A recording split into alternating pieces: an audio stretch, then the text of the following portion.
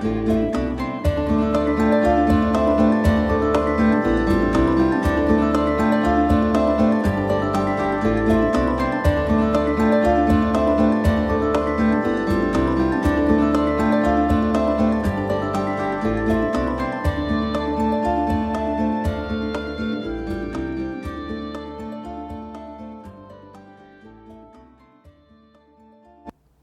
Oracle of Luna is a podcast with me, Bridget Engels, as your host.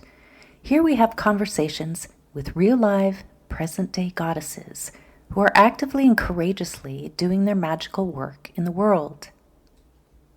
Each episode is a bewitching journey with relevant discussions on topics such as Wiccan pagan spirituality, writing, culture, magical practices, art, ritual, and the craft in its many forms. Merry meet and welcome to another episode of the Oracle of Luna podcast. Today, I'm super excited to have on my show Amy Hale, PhD. Amy is a folklorist, anthropologist, author, and expert on the female occult artist, Ithell Colquhoun. Welcome, Amy. Hi, Bridget. Thanks so much for having me on today. Yeah, you're welcome. I'm really thrilled that you're on my show, and I'm just going to jump right in with all my questions here about this amazing artist. I'm not sure if anybody out there has heard of her. She's a British surrealist occult artist, and Amy Hale is an expert on her, has been researching her for several years. So I'd like to kind of discuss her and what she's all about. So I'm going to just jump right in. Absolutely. Absolutely. Go ahead. Okay. So Amy, how did your interest in the British surrealist artist Ithell Colquhoun begin? Well, it began way back in the year 2000. And first, I just wanted to say that it's true that she's not a household name quite yet, but I really am seeing, we're seeing her star rise a little bit at the moment, and I'm sure that we'll talk about that a bit later on in the podcast. Um, we have kind of seen similar things happen with Leonora Carrington, and I feel confident that Ithell is next in line, or at least somewhere in the queue. So I started getting interested in Ithell's work way back in 2000. I was living in Cornwall. I was the research fellow and then later lecturer in contemporary Celtic studies at the Institute of Cornish Studies, which was and still is a department of the University of Exeter. And I was having lunch with another American expat friend of mine, Dr. Melissa Hardy, who was the chairman of the West Cornwall Art Archive at the time. And she mentioned to me that there was this artist, a surrealist, an occultist, and she was interested in witchcraft, and she was a druid, and that she was living she died in 1988, but that she had a lot of intersecting interests with me, and that she had published this kind of Earth Mysteries study of magical Cornwall called The Living Stones. And I was thinking, wow, I did my PhD on magical Cornwall. How is it that I've never heard of this woman? She said, well, all of her material is up at the Tate. You really should go check it out. So I convinced my boss to give me some money to go up to the Tate for a week. And the Tate is in London? The Tate is in London. This was where many of her, so her visual archives were at the National Trust, and she had left them in her will to the National Trust, but her papers and a lot of her letters went to the archives at the Tate. So at this point, they were uncatalogued, and I went, and they just they wheeled out a bunch of boxes and said, have at it, because at this point it was uncatalogued and very few people knew who she was.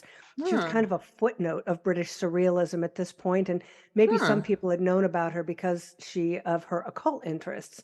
But so I started going through it, and I was seeing the most magnificent things, these magical diagrams of angels and occult glyphs and letters to well-known magical figures. And I said, okay, this is huge. And I really knew I was onto something. And then, there were all sorts of trials and errors, and life got in the way, and I was able to pick up the research again in about 2007, but I would say overall it's been over a 20-year project at this point. Oh, wow. That's amazing. That's such a long time, and I'm sure it's been a long road for you. It Um, has. The book came out in 2020, and I think in a way she kind of chose her time because we're seeing this intersection of interest in women's history of art and surrealism and women's surrealism, yeah. and of course overall the occult and esoteric, not just in art but also as a wider cultural phenomenon. So I think if I had actually published the book in, say, 2009, I don't think that it would have had the cultural resonance that the material does now. Yeah, and the book that Amy's talking about is Ithell Colquhoun, Genius of the Fern-Loved Gully. Yes, out with Strange Attractor Press. Yes, it's an amazing book. I just started delving into it a few weeks ago. It's just fascinating. So, tell us a little bit about Ithell's magical art and how her passion for occultism and the sacred landscape of, I think it's Britain, probably Ireland, how it connects the viewer to other spiritual realms. So I would say that above all, even though Colquhoun was an artist from a very young age, that her overriding passion was in the occult and in esotericism.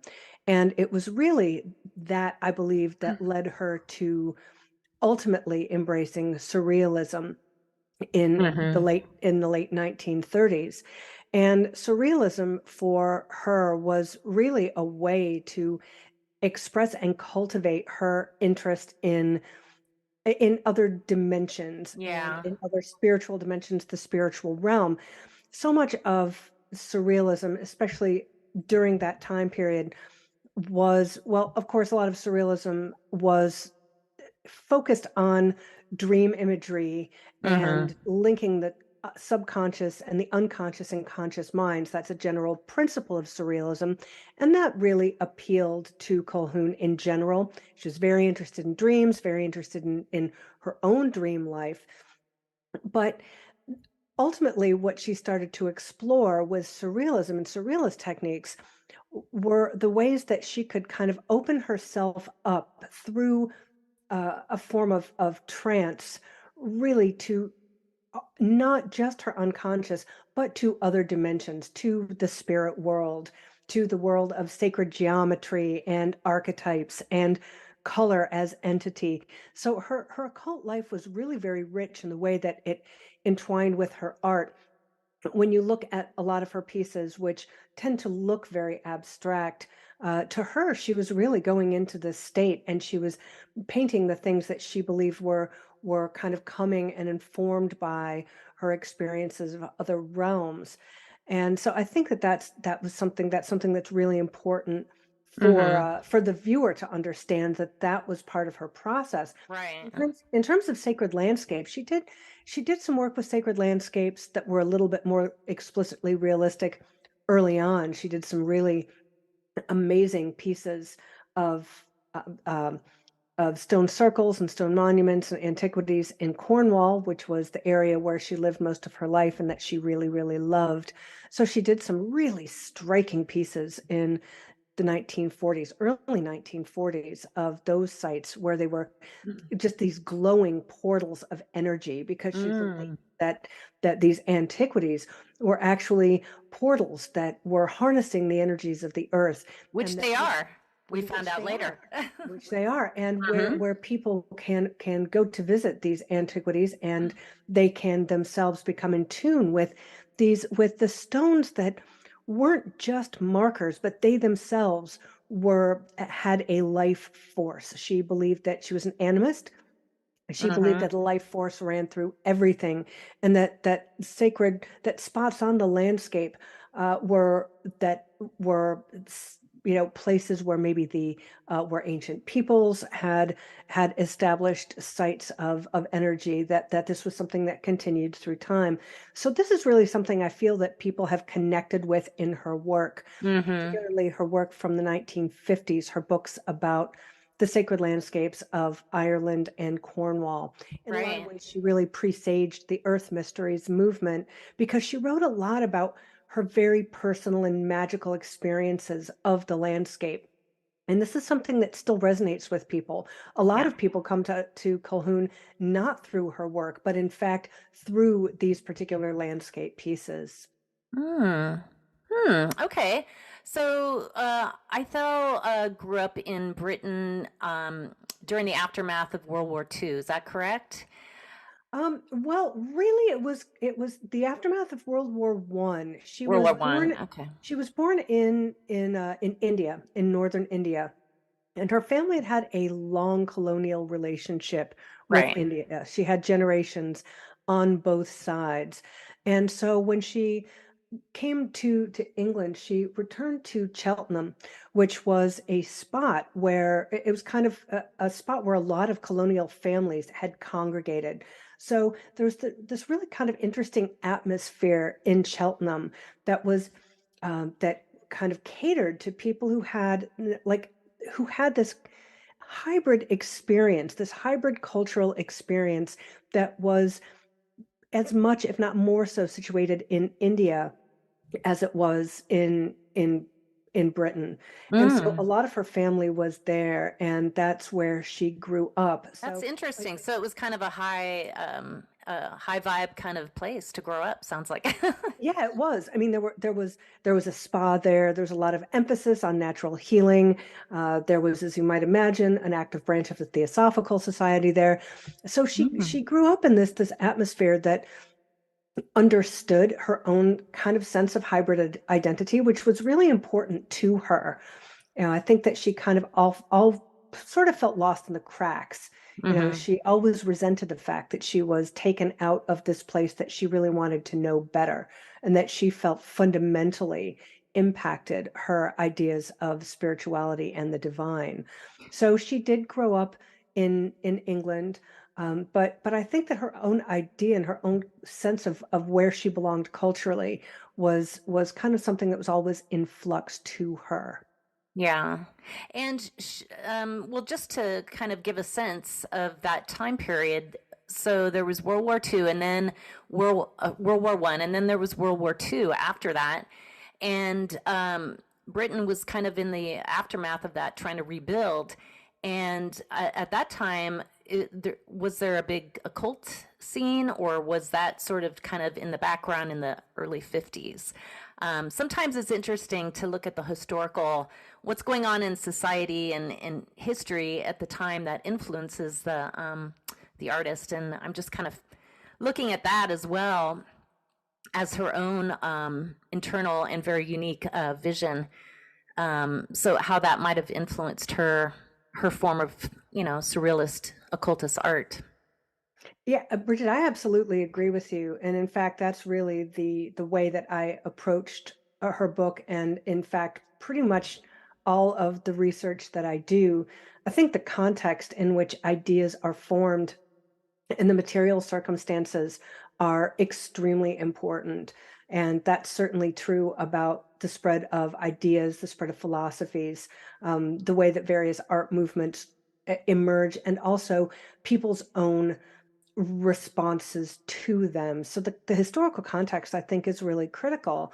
So before the 1950s, before World War II, you have a whole bunch of stuff happening in Britain. There's this kind of interesting occult and esoteric cauldron which emerges from the late 19th century. So obviously predominating is you've got Hmm. theosophy. Theosophy was really huge. But even Hmm. in the 1920s and 30s, you have the aftermath of the Golden Dawn, which Mm-hmm. was a very, very influential and Right. influential to Colquhoun personally. You have the kind of aftermath of the Golden Dawn, which falls apart in 1901. But there are a lot of splinter societies that kind of had their own Golden Dawn flavor that emerged in the 1920s and 30s, which were still active. Of course, you have the writings of people like Aleister Crowley, and you have Dion Fortune, who started becoming much more influential in the 1930s. And a lot of this, we're talking about the material circumstances. I think it's important to remember that it's not just the ideas, but the material circumstances that support the rise and emergence of Right. philosophies like these. So people were interested because they could have more access to it. More people, more groups were finding their own printing presses, were doing their own self-publishing. So there were more works out there to be had. Also, it's important to recall that after World War One, and actually right before World War One, a lot of the occult movements that were out there and a lot of people involved in them were of some, not necessarily the upper class, but they had money, they Yeah. had resources and means. Ithell was one of these. She wasn't super wealthy, but she had a trust fund. So a lot of these folks were of a higher social standing, and they were very interested in merging the occult with ideas of social reform and often progressive politics. Oh, So interesting. yeah, so and that's kind of funny because some people don't always make that connection today, but it was a really driving force at the time. And so and even some of those politics may not be as progressive as we might interpret them in 2022 in the United States, but for the time they certainly were things like vegetarianism, um, women's right to vote, certain ideas about health, about natural living. These were all very important and intersected with the occultism of the time. And I think that's one connection that people might not make as much today. Now, Hmm. in during World War II, a lot of the occult movements kind of went underground.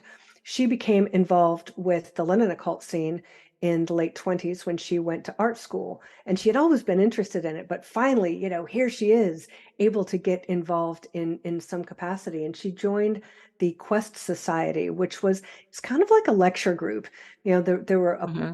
bunch of people who got involved in this, a bunch of really well-known occult and esoteric figures of the early 20th century. And they would get together and they would have lectures and they would have rebuttals to the lectures. And this is where Ithell she met a relative who was involved with the Golden Dawn. And that is how she became interested in the Golden Dawn, which was a lifelong interest of hers. Right.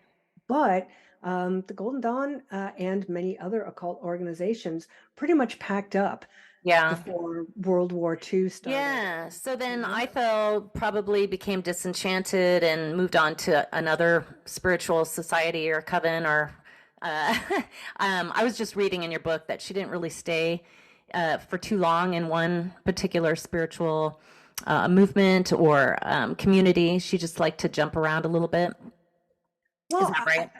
I think it might look like that. It looks kind of like she was a dilettante, Yeah. but in fact she wasn't, and she was never able to actually get into the Golden Dawn that she initially applied to in the 1930s. She ended up becoming involved with the Golden Dawn type organization in the 1960s, but she was really chasing a particular thread. She was Yeah. chasing a particular idea, and she She wanted stayed. to really hone in on her vision, right? That was She, probably what was driving her. yeah, and she felt very connected to the idea these um these secret chiefs, which is an idea in theosophy and also an idea in the Golden Dawn, that there are some enlightened beings, whether they're earthly beings or spiritual beings. It's not always, there are different views on that, but she felt like she was touched by a particular spiritual current, one which came through the Golden Dawn. So she wanted to be involved in organizations that had a relationship, a physical, structural, and ideological relationship to the Golden Dawn in some way. So she joined organizations that had some sort of relationship, like Dion Fortune Society of Inner Light. She joined that for a while. She was a druid. She was actually a druid for a very long time. Hmm. Now, I know druidry. that's interesting. So she was really she was living on the land in Cornwall to be, and being really touched by nature and actively doing nature animistic kind of work. I think that actually came later on in her life. Okay. When she first joined Druidry, it was it wasn't, so it wasn't the kind of hermetic work that was a big focus of hers, but it was for her, it was a way to think about and express her own identity as somebody who's attached to a, I don't know, she had a Celtic spiritual identity. Yeah. And a lot of that came from her own background. She had both Scottish and Irish ancestry. Again, as I mentioned, she wasn't really comfortable with Englishness per se, but the idea that Britain had a Celtic substrata culturally was very appealing to her.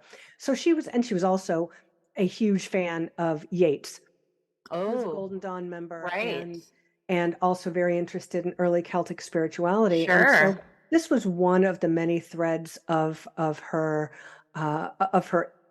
of her spiritual life. What an Her exciting time to be an artist and It to really was.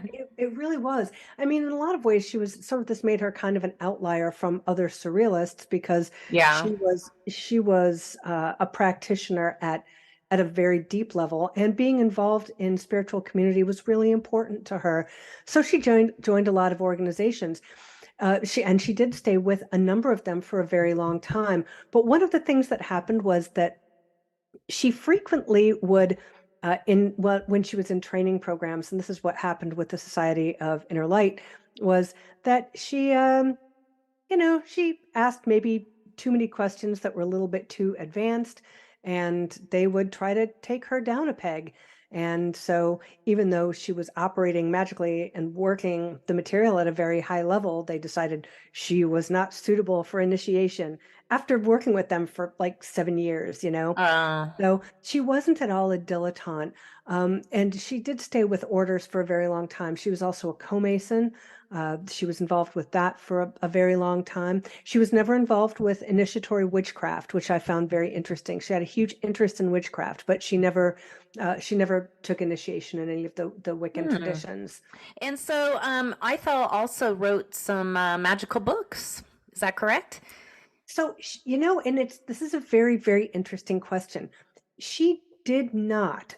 So Okay. she wrote a history of the Golden Dawn, and a sort of kind of history biography of MacGregor Mathers, kind of with a bit of a magical autobiography. It's a really interesting text called The Sword of Wisdom, and that came out in 1975. But she didn't actually write like magical how-to text. And I think this is kind of a fascinating point. She wrote a lot on magic, but she did it for publications that were likely going to pay her, like Prediction Magazine, which was a UK journal of magic and the supernatural and astrology, which was fairly popular in the middle of Hmm. the 20th century. And so she actually did a lot of kind of one-offs or pieces or essays, but she never did a book. And there are a number of other women from this time period who are also very active in the British occult scene. Madeline Montalban is a really great example of this. And it was really the scholar Julia Phillips who kind of made my own light bulb go off about this with Ithell, because she has written about this very tactic with Madeline Montalban, who was very well known in the occult scene in the middle of the 20th century. And she did a lot of writing. She had her own magical order, but she's kind of fallen off the face of the map in a lot of ways in terms of understanding British occult history. And Ithell also did not produce a text. She did not produce that level of body of work. But she did have a huge contribution. Yeah. And that's kind of that's my next project, actually, is I'm editing a selection of her magical texts. Oh, okay. Great. So then okay, so Ithell is busy doing artwork. She's making paintings, drawings, magical, occultist, surrealist paintings and drawings. Then at a certain point, I mean, does she stop or does she just keep going till she dies? I'm just curious. Nope, she did. Wow. Oh yes, with everything. She again, she passed away in 1988. Mm. Um, and I How old think was she? How old was she when she died? so gosh, 1906, 1988. I guess that makes her 82. Yeah. Okay. 82. It's cool. And there are pieces from her, I believe, as late as 85. Oh my She did, gosh. she did her tarot Prolific. deck. She's so prolific. She was Amazing. so prolific. She left over 5,000 pieces of work. So where are these works? Where is most of her collection of paintings and drawings kept? Well, I'm super excited that in 2019 they were transferred from the National Trust to the Tate. Okay. So the National Trust held them for like 30 years or something like that. Okay. And finally, they were able to make an arrangement for the Tate to take over this archive and catalog it, which it's currently being cataloged right now. It Okay. is, I believe, the largest surrealist archive of any single artist in existence. Wow. Yeah. Wow. That is amazing. What an incredible artist and occultist, and I'm just super excited to hear about this female surrealist artist. I've She's never heard about her. I've heard of, Remedios Veras and Leonora Carrington, but I did not know about Ithell. So this is blowing me away. she's amazing. I was so a couple, I don't know, maybe it was last month. No, October. Yeah, that was last month. In fact, a piece of hers went up for auction, and it sold for something like 54,000 pounds. And when I started um, researching, and even as late as like 2003, 2004, if a work of hers went for 1,500, then it was pretty remarkable. So she is, Mm. I mean, it's her Wow. value of her work is now Yeah. just absolutely staggering. And I am so excited to see that people are recognizing, I don't know, Yeah. the thing that I've known, I guess, for over 20 years, that she was an amazing talent, had an Yeah. incredible brain, just so much there. Yeah, and the fact that she was so spiritual and involved in occultism and different forms of spirituality to me is fascinating as well for that time period. So, um, amazing. So, um, in the time that we have left here, I was going to ask you, Amy, really quick. So, if somebody wanted to view her art, would they have to fly over to London to the Tate Gallery? Or, Pretty much. So right now, okay. most of these pieces, as I said, they're being cataloged. Um, but the Tate occasionally has things on display. There are some pieces that I think she's only maybe had one or two pieces on display in the US ever, and that's only in the Okay. past couple of years. Yeah. I am thinking that that will change, I hope so. because surrealism, so recently there were a couple of pieces of hers from a private collection that were at the Venice Biennale. So she's been shown around in a number of smaller exhibitions. And Yeah. I think that there will be more of her work coming over here at some Yeah, I hope point. so. To major cities, at least LA, New York, Yeah. San Francisco, that would be great. But people Um, should definitely check out the Tate website to see what their holdings are yeah. online. Okay, yeah, I was going to ask that. Okay, and so as far as you go, any new published books or upcoming workshops or events in the near future? I think Well, you mentioned a I have couple. a workshop that I'll be doing in March for Morbid Anatomy, looking at more contemporary feminist occult and esoteric material. That's pretty exciting. I'm Yeah. working on the Ithell Colquhoun Magical Essays collection, and I've probably got a couple of other pieces that will be emerging. I think the best way to find out what I'm up to is look at my website, which is Amy Hale, www, of course, amyhale.me is my website. And Okay, I and do you generally I have try. a blog or social media also? I do. I do. I'm also pretty active on Instagram. It's a great place to find art people. So my Instagram and Twitter handles are both Amy Hale 93. And I have a Medium blog where I write about occasionally all sorts of non-art related things, which is also Amy Hale 93 at the Medium website. Okay, perfect. Wow. I am just so blown away. And then I also encourage everybody to read Amy's book, Ithell Calquhoun, Genius of the Fern-Loved Gully. It's a fascinating read into this amazing female surrealist occultist artist. So there you have it. So thank you so much again for being on my show, Amy. This has been really enlightening, and I'm definitely curious about learning more about this fascinating artist. Thank you so much for having me, Bridget. And it's been Yeah. a real pleasure being here and being able to chat with you and talk about one of my favorite people in history. Yeah, definitely. Well, I wish you the best in all your future endeavors, and merry meet, merry part, and merry meet again. Same to you. Merry meet, merry part. Yes. All right. Bye-bye. Bye-bye. Thanks so much. You're welcome.